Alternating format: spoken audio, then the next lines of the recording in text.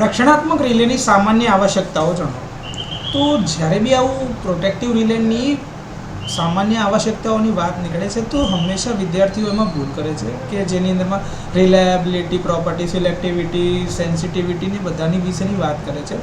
વ્યાજબી છે, પરંતુ જ્યારે સામાન્ય આવશ્યકતાની વાત કરીએ તો રિલે કેવું હોવું જોઈએ, એમાં શું જરૂરિયાત છે એની આપણે વાત કરતા હોઈએ.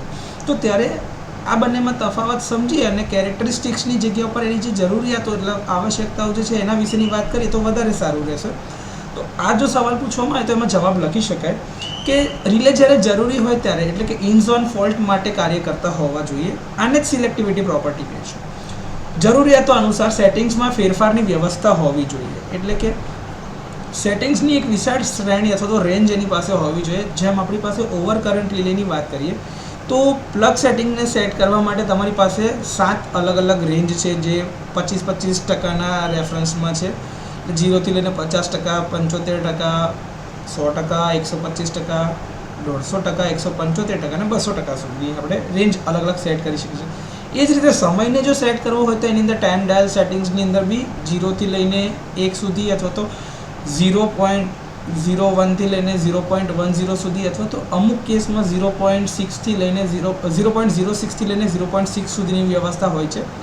તો ડિપેન્ડ કરવામાં આવે છે કે ભાઈ રિલેમાં કયા પ્રકારની સેટિંગ્સની વ્યવસ્થા હોય છે. આ એટલા માટે જરૂરી છે કે ભાઈ કદાચ લોડ કન્ડિશન અથવા તો રિલે જે લગાડેલી છે એ ફીડરના પેરામીટર્સ બદલાઈ જાય અથવા તો એના કન્ફિગરેશન બદલાઈ જાય તો એના ઓપરેશન માટેની વ્યવસ્થા અનુસાર રિલે બદલવું ના પડે અને રેન્જ જે છે એ એક્સટેન્ડ કરી શકાય.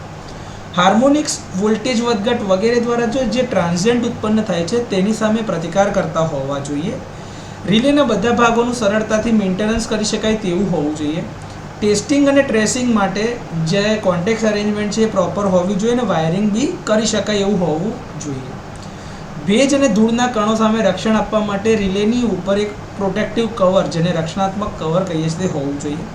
ફોલ્ટ દરમિયાન રિલે કાર્ય કરે છે અને ખરાબ કામગીરી દરમિયાન રિલે માલ ફંક્શનિંગ થતું અટકાવે છે. એને જ આપણે કહીએ છીએ વિશ્વસનીયતા. બીજું, રિલે સિસ્ટમને ઓછામાં ઓછું નુકસાન સુનિશ્ચિત કરવા માટે અને તંદુરસ્ત ભાગથી ખામીયુક્ત ભાગને ઝડપથી અલગ કરવા માટે સર્કિટ બ્રેકરને સિગ્નલ આપે છે. આ કાર્યમાં ઝડપ હોવી જરૂરી છે. ઓપરેટિંગ સુવિધાઓ જાળવી રાખીને રિલેની કિંમત સસ્તી હોવી જોઈએ અને રિલે એક કરતાં વધારે પ્રોટેક્ટિવ ફીચર્સ હોય તો એના માટે જો ખર્ચો વધારે હોય તો પ્રોટેક્શનના ફીચર્સની સંખ્યા વધારી શકાય છે. તો આ થોડા મુદ્દા છે જે રિલેની આવશ્યકતાઓ બતાવે છે અને સામાન્ય આવશ્યકતાઓ આ સંતોષ સાથી હોય એ રિલે તમે ખરીદી શકો છો.